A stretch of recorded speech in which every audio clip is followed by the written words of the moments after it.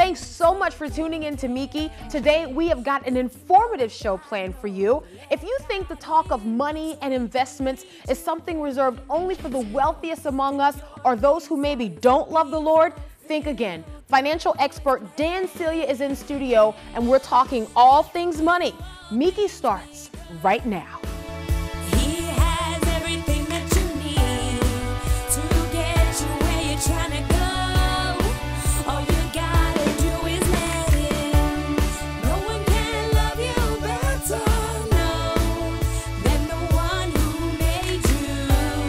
No one can love you better than the one who made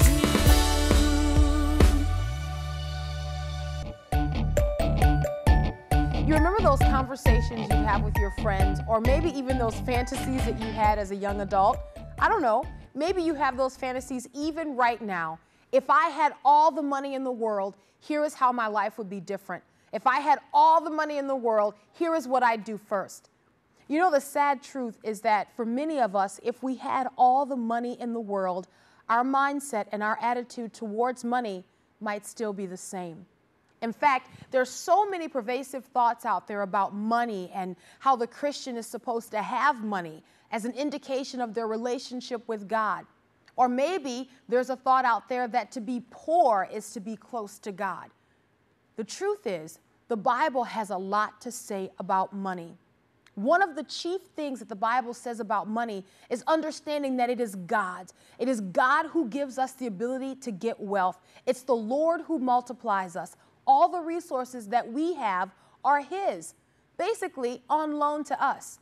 God teaches us to be content. In fact, if you go to the scriptures, looking at 1 Timothy, the letter that Paul wrote to Timothy, beginning at verse 6 in chapter 6, it says, "Now godliness with contentment is great gain.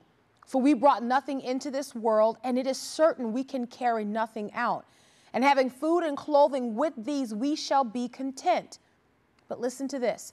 "But those who desire to be rich fall into temptation and a snare and into many foolish and harmful lusts, which drown men in destruction and perdition. For the love of money is a root of all kinds of evil, for which some have strayed from the faith in their greediness and pierced themselves through with many sorrows." The attitude of our heart is always most important to God. It's not the resources that we have, rather it's what we think and feel to do with those resources. On today's show, we're going to talk a lot about money. We're going to talk about what's happening in our economy here in America.